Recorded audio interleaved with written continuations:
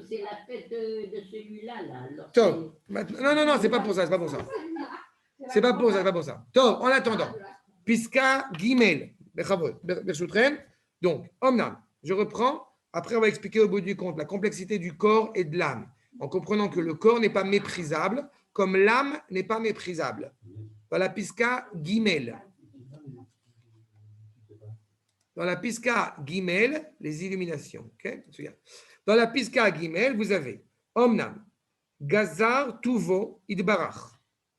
Akadosh Baruch Hu, au bout du compte, eh bien, dans sa grande bonté, a fait un décret.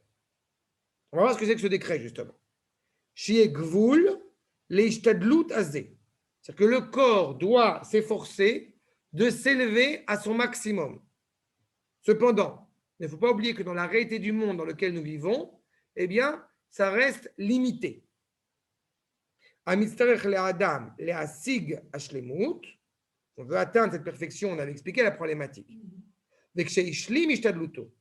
Quand il a accompli au bout du compte cet effort, Yasig shlemuto, v'yanuach be'anaato la netzach netzachim.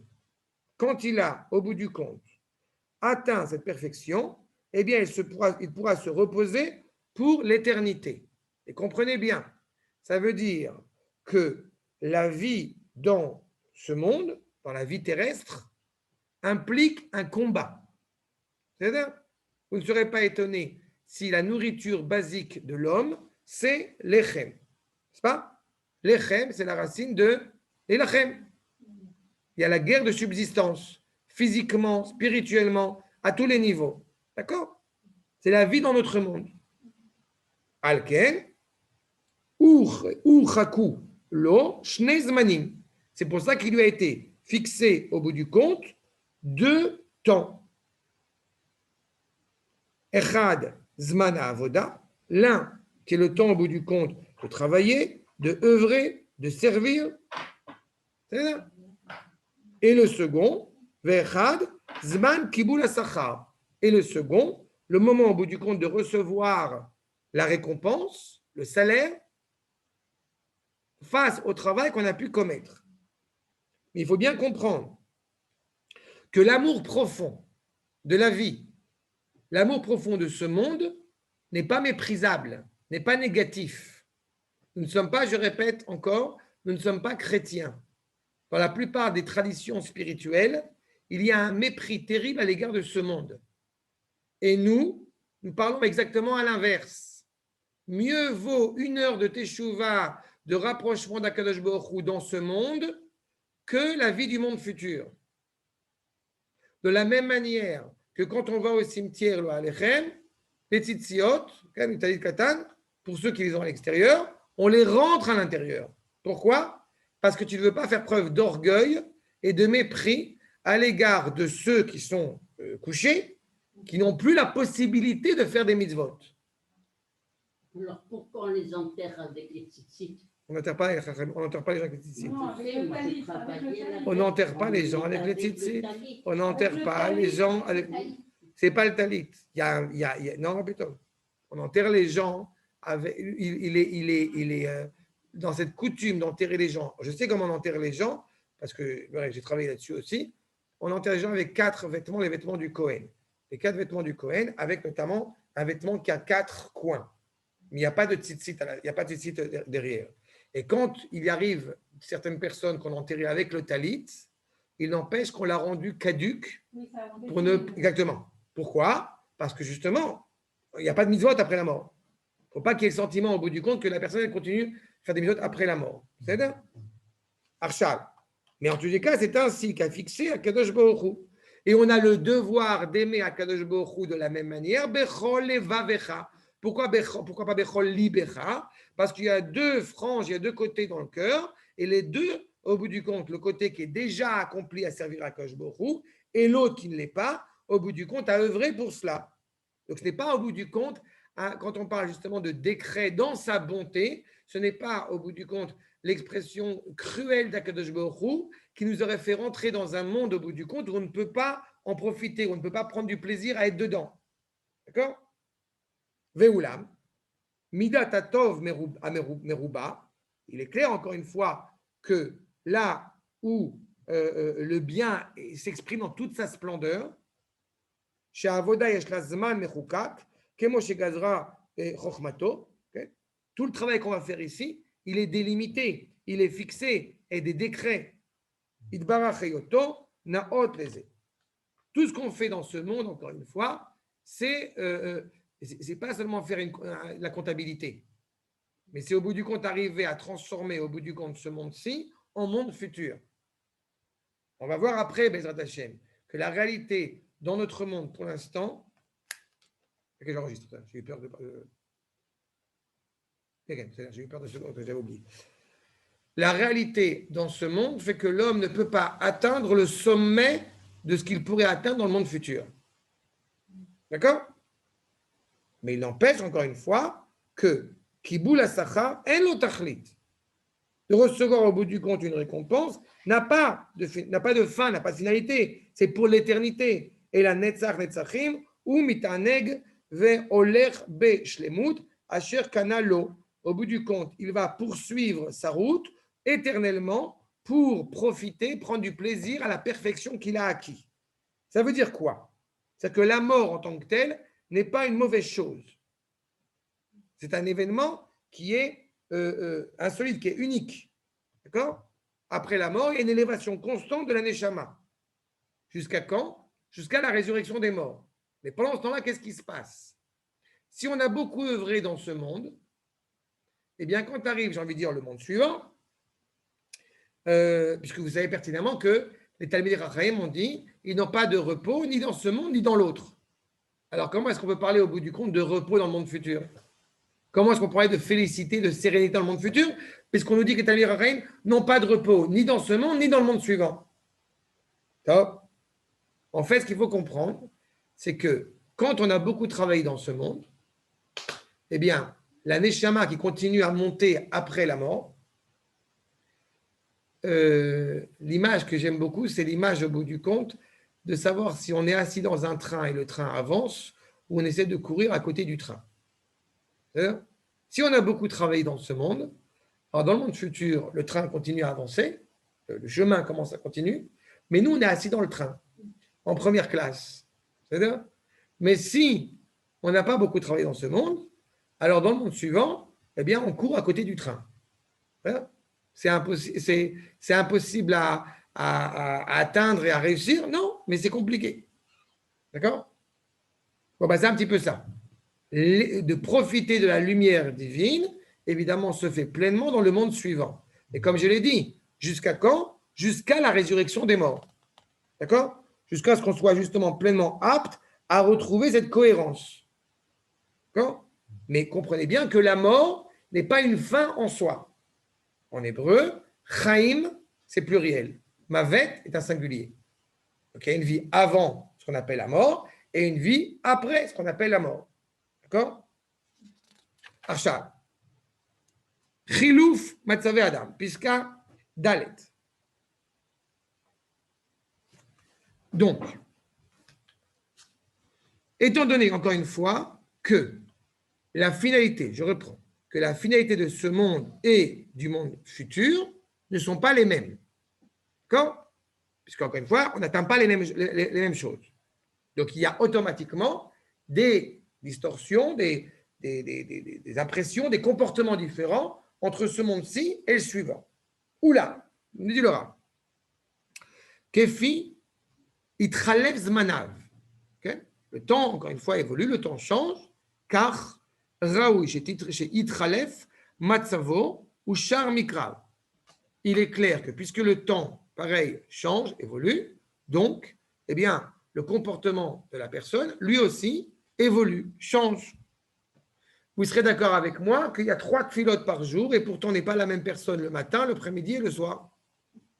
Et pourtant c'est le même texte. Oui, mais notre rapport à cette prière n'est pas le même. Pareil pour un enfant, pareil pour un adulte, pareil pour quelqu'un qui est âgé, etc., etc. C'est vrai physiologiquement parlant, c'est vrai psychologiquement parlant, c'est vrai spirituellement parlant. Kolzman aishtadlut, ine tsarir sheye betruna achat, shichlu lematse bon, kol hainyanim hamitztachim lo. Dès qu'on fait encore une fois un effort pour avancer, alors, eh bien, automatiquement, il va y avoir un certain nombre d'intérêts qu'on va avoir besoin. Nos envies vont grandir. Quand on est un enfant, on ne traverse pas la rue tout seul. N'est-ce pas? On est accompagné. Quand on est grand, on traverse la rue tout seul. Ça veut dire aussi qu'on a plus de responsabilités. On a plus de possibilités, mais on a plus de responsabilités. Les filles, il y en a en fonction, encore une fois, de l'effort qu'on va fournir. Et on pourrait croire, au bout du compte, selon ce postulat, que puisqu'on grandit intellectuellement, alors l'intellect pourrait-il avoir, au bout du compte, à un moment donné, plus d'importance, voire une importance exclusive que le rapport à la matière, puisqu'on s'élève. Donc, plus vous êtes élevé spirituellement, moins a priori vous allez manger. Sauf que, d'un point de vue de la tradition juive, ce n'est pas vrai. Un avis ne peut pas prophétiser, je vous rappelle. Un prophète ne peut pas prophétiser s'il n'a pas mangé, s'il a faim. D'accord?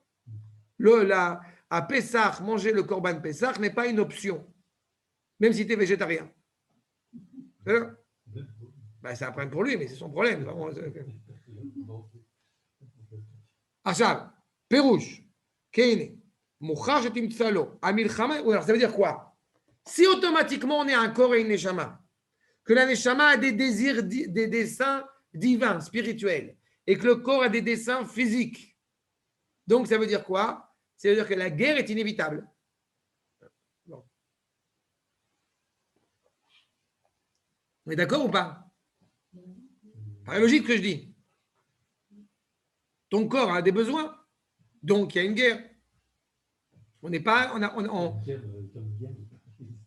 C'est une tension, c'est une melchama, c'est une guerre. C'est une guerre. Essaye de ne pas manger pendant une semaine, tu vas me dire après s'il y a une guerre ou pas. Non, ne le fais pas, ne le fais pas. Chez Timsalo, Amil Chama, chez Zachanou, Ben Asechel, Ve'achomer. D'accord? Il est clair encore une fois que l'homme a des obligations vis-à-vis de son Yetzerator et il a aussi des obligations vis-à-vis de son Yetzerara. On ne néglige pas cette problématique du Yetzerara. Je me permets aussi de rappeler, et c'est ce que je rappelle souvent aux jeunes hommes avant de se marier, qu'il y a quelque chose d'assez exceptionnel. C'est que le Yetzerara, il est appelé, à un moment donné dans sa vie, Kedushin. C'est quand même impressionnant. Celui qu'on appelle le Yetzer d'Arayot, le Yetzer donc de l'intimité, il passe du jour au lendemain, c'est le cas de le dire, d'être animé par la sainteté la plus profonde. Donc vous voyez que si c'était quelque chose de profondément problématique, profondément mauvais, alors il n'aurait pas lieu d'être. Il est dur, il est complexe, mais il n'aurait pas lieu d'être. Mais il empêche qu'il y a toujours une tension, une guerre s'installe. V. Lo yelo davar. Et rien ne pourra empêcher de toute façon, encore une fois, la matière de réclamer son dû. Qu'est-ce qui se passe quand on essaie de s'élever spirituellement, mais que le corps ne suit pas? Il se passe malheureusement un étranglement, il se passe malheureusement une détresse. À chaque fois qu'on s'élève, à chaque fois qu'on grandit en Torah, il faut aussi se préoccuper de corriger le corps. On apprend la Torah, mais on apprend les vertus. On apprend à réparer nos erreurs. Vélo d'avoir shiyakev et asechel, milishlot karaoui, lo la zotet shelo. Pareil pour l'intellect. Encore une fois, l'amour, l'envie d'étude, il est évident, la neshama, elle a des exigences et rien ne peut empêcher, encore une fois, de lui faire avancer, d'accomplir ce qu'elle veut. Vechen, lo ye d'avoir shigrom la chomer, leitchazek yoter min haraoui. Mais vous savez pertinemment que, on rappelle toujours, il y a des restaurants frites, viande à volonté. Alors on a l'impression que ça va être, on va manger, mais on n'en peut plus. Mais en fait, c'est presque dire, c'est compris dans le prix. Parce qu'on ne peut pas manger plus que ce qu'on peut manger. On a l'impression que c'est le super promotion. D'accord? Bon, c'est un peu ça. La matière. Mais c'est ça, si on a un gros mangeur, alors. Mais bon, mais ça n'empêche qu'ils prennent ça en considération, quoi.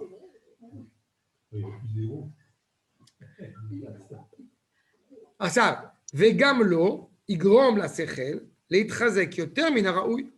Et au bout du compte, l'intellect, vous avez beau étudier les choses, énormément de choses, vous vous rendez bien compte qu'à un moment donné, votre esprit, je n'ai pas envie de dire sature, en tous les cas, il n'est pas forcément habilité pour retenir tout ce qu'on étudie. Automatiquement, il est limité. Donc, il y a une tension. Qui a falpi. Chez Mitzad Echad, Ayanire Zeyoter Tov. D'accord? Il y a un film, je ne sais pas si vous connaissez Matrix, il y a un truc qui m'a toujours amusé dans ce film. J'en rêverais d'un truc pareil. Il y a quelqu'un dans le film, elle n'a pas le permis d'hélicoptère. Et pour apprendre des choses là-bas, tu fais un truc, une aiguille, un machin, tu rentres ici dans la nuque, elle ferme les yeux, c'est bon, je l'ai. Et en 2 secondes, elle a appris à piloter l'hélicoptère. Moi, j'ai rêvé pendant des années que. Non, je ne connais pas toute la Torah par cœur. Ah, c'est bon, ça y est, je connais. Ah, mais bon, ça ne marche pas. Bon, donc il est avec, automatiquement, ça aurait pu apparaître mieux, inné. Mais Fia Kavana Amitit a Nirtza Be'adam. Sur la volonté, encore une fois, de l'homme. C'est ça. Oui, parce que ça, il y a tout un travail, ça fait partie justement de cet effort. Exactement. Donc on comprend bien encore une fois que l'acquisition de la perfection en tant que telle, sans cet effort, eh bien en fait n'est pas une bonne chose. D'accord? La perfection de l'homme, je répète, souhaitée par Akadosh Baruch Hu, n'est pas déconnectée de l'effort que va fournir l'homme, quitte à ce qu'effectivement, il ne soit pas l'être le plus parfait qui existe. D'accord? Il est terrible quand vous avez quelqu'un qui a des capacités exceptionnelles et qui ne fait rien, à la différence de quelqu'un qui peut-être a des capacités moindres, mais qui fournit un grand effort. Et j'ai lu le site, le Razi Yehuda, il me semble, si je me rappelle bien, sa belle-mère, qui dit justement, un enseignement qui est une grande sadéquette, et qui dit justement que celui qui a un talent, mais qui ne l'exploite pas, eh bien, il finit par perdre ce talent.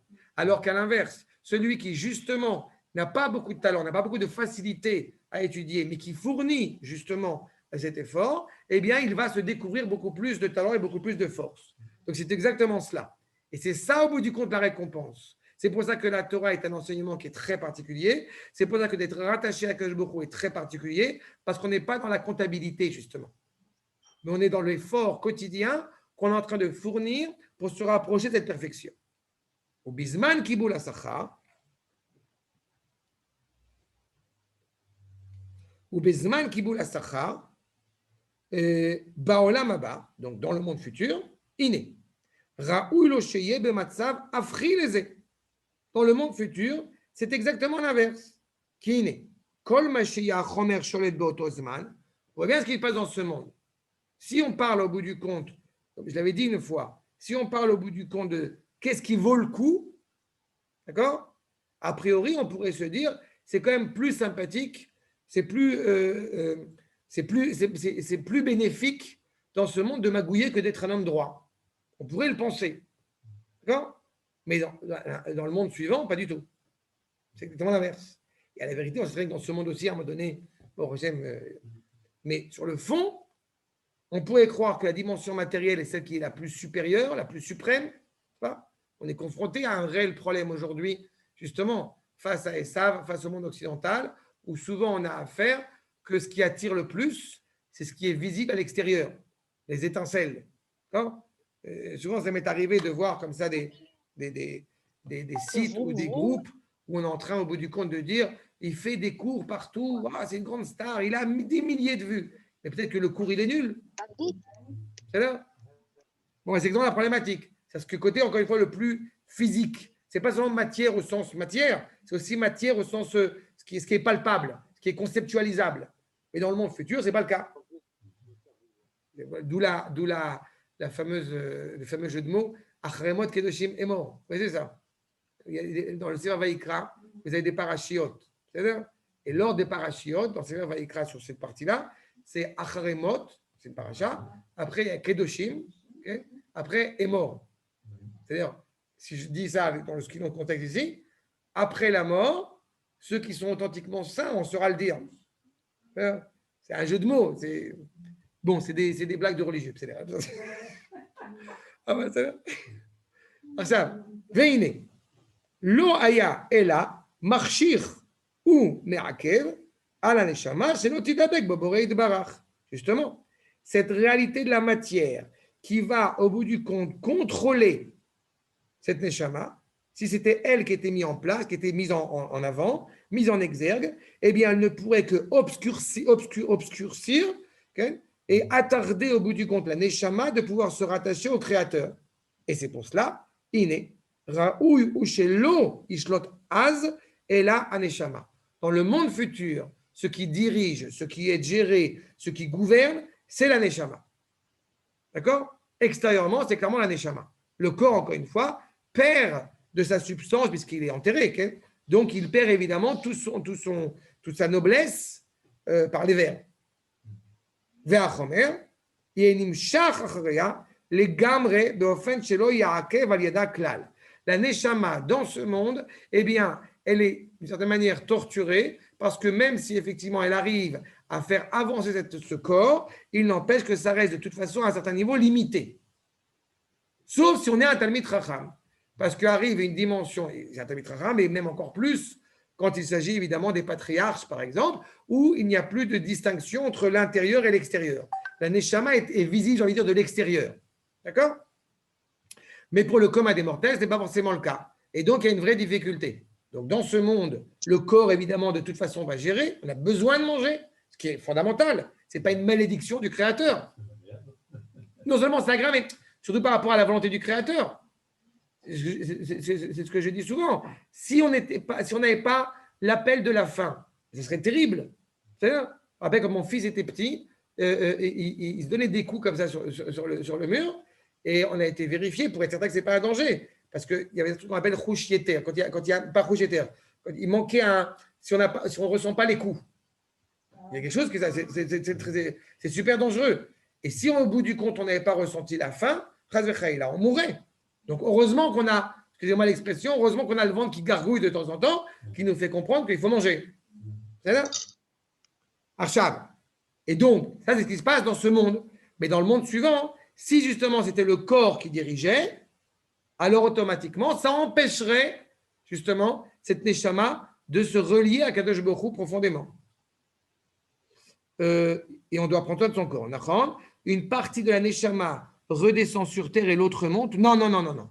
La neshama, elle monte complètement. Ça, on va en parler, Bezrat Hashem. Quand la neshama, elle monte, alors justement, on pourrait croire, comme on l'entend dans cette civilisation, que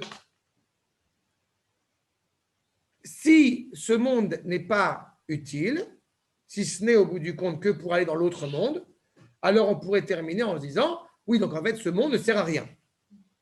Avec une préparation A. Mais il ne serait pas envisageable que Akadosh Baruch Hu ait créé un corps, au bout du compte, qui n'aurait pas de valeur, qui n'aurait pas de raison en tant que tel. Et à la rigueur, on ne pourrait pas reprocher au corps d'être qui il est, puisque c'est un corps. Si Akadosh Baruch Hu a fait descendre cette neshama dans le corps, c'est que le corps a aussi un rôle. Mais on va voir pourquoi est-ce qu'au bout du compte, la mort arrive. Pourquoi est-ce que la réalité de ce corps ne peut pas de toute façon atteindre l'absolu tel qu'on le souhaiterait. D'accord? On va en parler de ça, je ne vais pas trop vite. Omnam, al-ken nivraou shnei olamot. Ont été créés deux mondes. Dès le départ, quand Akadosh Baruch Hu a créé le monde, n'est-ce pas, il l'a créé avec deux lettres, le Yud et le Hei, les deux premières lettres de son nom. Yud, c'est le monde futur. Hei, c'est ce monde-ci. D'accord? C'est donner déjà aux naissances vie à autre que lui. Vous remarquerez que Yud Gematria 10, Hei Gematria 5. C'est déjà ce qu'on appelle en hébreu la hitpartout. On est parti de 10, le chiffre le plus exceptionnel, et on descend, et on l'étend. D'accord? Donc il a été créé deux mondes. Olamazé, Ve Olamaba. Et le monde suivant. Olamazé, Amakom Achukim Ativiyim. Ce monde-ci, ce sont, au bout du compte, le monde où les lois naturelles sont en place. C'est là où on va fournir tout l'effort. Pour faire quoi? Pour transfigurer cette nature, pour la transcender. Olamaba, Amakom Bachukim Shelo, Emma Sheraoulo, Bezman Kibul Asachar.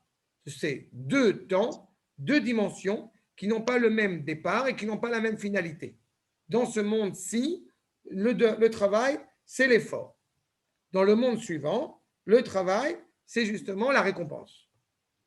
D'accord? Arshab, vous comprenez que qu'est-ce qui, au bout du compte, va faire la nuance entre les deux?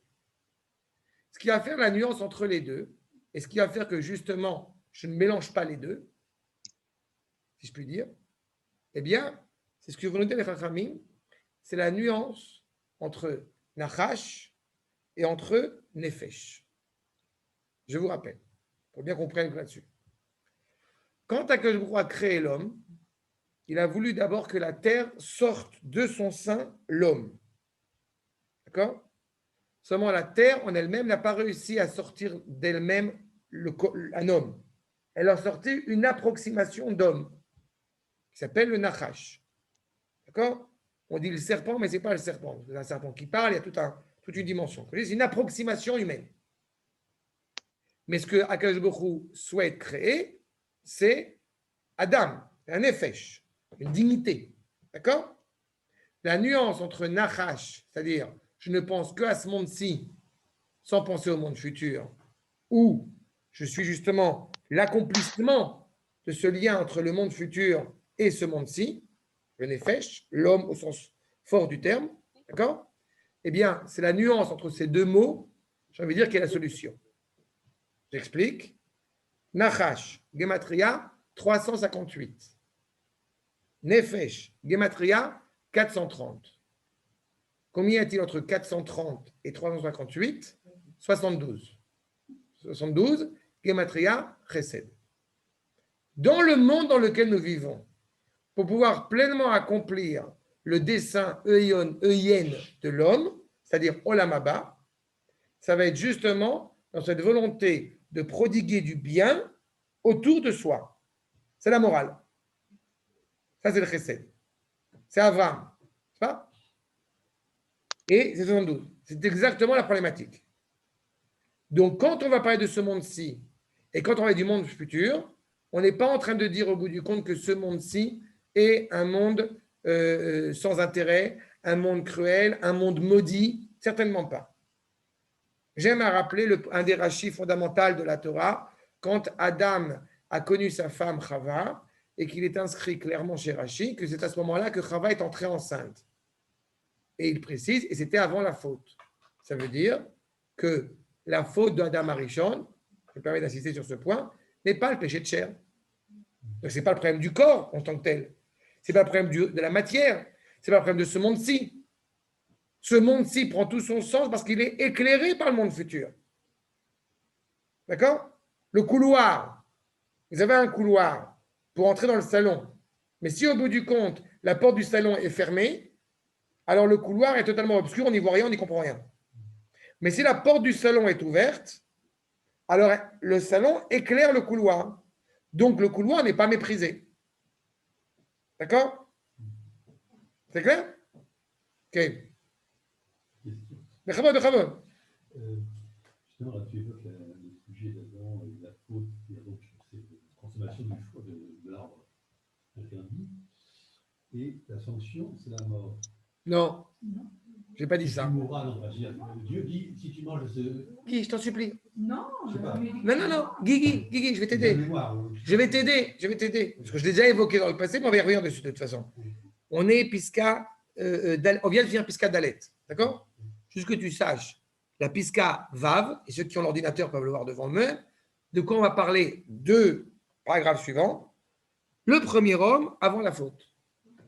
Tu vois qu'on va y arriver? Okay. On est dedans. D'accord? Ça, quand j'entends ça, c'est-à-dire que vous avez compris ce que je dis. Mais non, c'est très important. C'est-à-dire que je suis content que c'est clair. Donc, on peut encore un petit peu en avance, c'est ça? Top. Pour ceux qui sont devant l'écran, ça va? On peut continuer? Yofi. Donc, on est effectivement dans cette évocation, encore une fois, bien comprendre que la morale pourrait, que Dieu nous en préserve, au bout du compte, eh bien, séparer ces deux fondements. Penser qu'à ce monde-ci est un problème, penser qu'au monde suivant est un problème. Tout ça s'inscrit, encore une fois, dans la volonté du Créateur, avoir créé volontairement deux réalités. Et dans cette guerre, justement, va nous dire le Baal Shem Tov, dans cette guerre vis-à-vis du Yetzer, eh bien, vous avez, j'ai envie de dire, trois passions, trois stades. Le premier, on va nous dire, c'est Achna'a. D'accord? On ne veut pas se laisser, se résigner à son mauvais instinct. Donc, on va d'abord, une fois, le combattre. Puis, Avdallah, deuxième stade. On va se distinguer justement de cet instinct qui nous amène à notre perte. Mais on pourrait s'arrêter là. Sauf que le Baal Shem Tov ne s'arrête pas là. J'ai dit, il y a trois stades. Le dernier stade, c'est quoi? C'est Amtaka. C'est quoi Amtaka? C'est d'arriver effectivement non seulement à ne pas se résigner au mal, mais au contraire résigner le mal pour s'en distinguer, mais pour après, au bout du compte, le ramener à la vie dans son sens positif. Ce que j'ai coutume de dire, c'est quand quelqu'un a appris à jouer à la guitare et il a fait tchouva, alors maintenant il arrête de jouer à la guitare. C'est très sympathique, mais il n'a pas fini sa tchouva. La teshuva, c'est quand il arrive de nouveau à rejouer de la guitare pour honorer Akadosh Baruch Hu. D'accord? Donc la finalité de ce monde, elle est là. C'est ça. C'est arriver au bout du compte à transfigurer ce monde vers là où il doit arriver. D'accord? Mais on va y revenir, vous allez voir. Donc, et ça, encore une fois, ne peut être réservé, cette mission délicate ne peut être réservée que à l'homme. Il n'y a que l'homme qui est capable de faire ça. Il n'y a que à l'homme que c'est justement, qui est animé, qu'il a été créé pour faire ça. Ou mima sheitzarer, au-delà date, donc ce qu'on doit aussi savoir, sheine. Amina enoshi, en inyano arishon kemo shanu roim, ou mafchinim oto ata. Tant qu'il n'est pas encore arrivé à justement à cette dimension que j'évoquais avec le Baal Shem Tov, alors on est en cheminement. Mais par rapport à ces deux réalités, il faut bien comprendre dans le monde dans lequel nous vivons actuellement. Oulam, Shinui Gadol Ayabo, par rapport à cette évocation et cette volonté de la part du Créateur, cette attente du Créateur de l'homme, il y a eu un grand changement. Qu'est-ce qui s'est passé? La faute. Inyan, chato, chez la dame Arishon. Chez Nishtanabo, Adam, Verolam, Mema, Shayu, Betechila. La problématique de la faute a entraîné avec elle, et bien, au bout du compte, un changement, une mutation par rapport à ce qu'on attend de l'homme, comment arriver avec succès à cela. Ça veut dire qu'avant la faute, et on va y arriver dans 2 secondes, avant la faute, il y avait aussi une réalité à accomplir. D'accord? Mais qui n'était pas une malédiction, qui était justement une demande de la part d'Akadosh Baruch Hu de construire la terre, de la conquérir, de la cultiver. D'accord? Ve'ulam, raté hashinu yazé, mais ces changements justement qu'il va nous falloir étudier, ve'toldotehem, et leurs implications, leurs engendrements nombreux, toldotehem rabim, ve'od nedaber behem lefnim, bezrat Hashem, c'est dans la deuxième partie de Derech Hashem, nimtza, שהדיבור במין האנושי וההבחנה בנישואיו, la parole, encore une fois, au genre humain, ce mariage, justement, avec ces deux réalités, eh bien, ils sont doubles. Pourquoi? Qui est doubarbo ou benesoa befrinato, kodem achet. On parle de l'homme au bout du compte avant la faute et après la faute. Et quand on parle du mariage, c'est pareil. Veidubarbo ou benesoa, befrinato achar achet. On est dans une réalité où nous sommes après la faute. Toute son expérience, encore une fois, et toute l'expérience que nous vivons est toujours après la faute. Et on va devoir expliquer au bout du compte, dans la mesure du possible, comment était l'homme, la dignité de l'homme avant la faute. D'accord? Avant de poursuivre, je voudrais juste vous citer dans la deuxième partie de Derech Hashem, Chelek Bet Perek Dalet, une seconde. Chelek Bet Perek Dalet, est-ce que je l'ai Ken.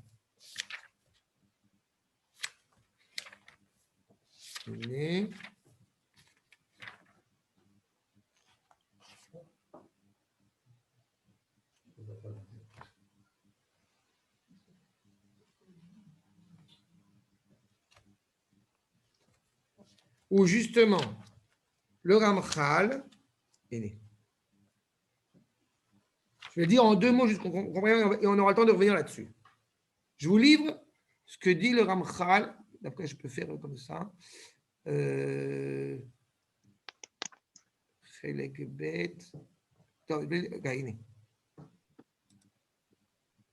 Pour ceux qui ont ce livre, c'est page 37. Pour ceux qui ont le livre, c'est page 37. Ken, pour la version bilingue, pour ceux qui ont le livre. En tous les cas, je vous l'ai mis ici devant les yeux. Donc, il est aussi sur le. Peu importe, je vais lire à l'oral. Adam Arishon, Kodem Cheto, donc le premier homme avant la faute, Aya Bematsav Elion Meod, Mima Sheu Adam Ata. Il était supérieur, élevé par rapport à la situation, encore une fois, dans laquelle il est pour l'instant, aujourd'hui. Pardon ? Non. Je lis un autre passage en Derech Hashem. Je lis un autre passage par rapport à ce que je viens de citer dans la Piska Hey, dans la fin de la Piska Hey. Je vous cite encore une fois ce que dit le Ramchal dans une autre partie du livre. Comment était l'homme avant la faute, pour qu'on comprenne bien la problématique. D'accord ? Donc il était clairement à une dimension supérieure de ce qu'il est aujourd'hui. D'accord ? Ou madrigat ainu shiyut lefi amatzavahu aita be madriga nichbedet meod. Elle était clairement, encore une fois, à une dimension nettement supérieure, nettement respectable par rapport à ce qu'elle est aujourd'hui. Et il faut être conscient de cela. Il était relié, encore une fois, à l'éternité avant la faute. D'accord ? On comprenne bien que le premier homme, le Adam Arishon, il est évident qu'on n'est pas chez Darwin. D'accord ? Il est au bout du compte d'une dimension exceptionnelle à laquelle nous sommes descendus. D'accord ? Mais on va essayer de comprendre, Bezrat Hashem, on va s'arrêter parce qu'il est 9h15, mais on va essayer de comprendre au bout du compte, Bezrat Hashem, quel est, d'abord, j'ai dit quelques éléments sur cet homme qui était supérieur, cette dimension, homme, ce n'est pas homme avec un H minuscule, okay? Sur cette dimension avant la faute, et on essaiera, Bezrat Hashem, de comprendre quelle était la faute et qu'est-ce qu'elle a engrangé au bout du compte, cette faute. D'accord ? Et c'est beaucoup plus complexe que justement le fruit, pourquoi est-ce qu'on l'appelle le fruit. D'accord ? Tout ça, il faudra évidemment, c'est la suite. D'accord ? À Botaï, des questions ? C'est clair ? Bah, si c'est clair, je vous dis Shavua Tov. Kol Tov. Bezrat Hashem, Shalom Kol Tov. Merci. Bye bye. Shavua Tov. Merci beaucoup. Avec plaisir. Salut Youssef.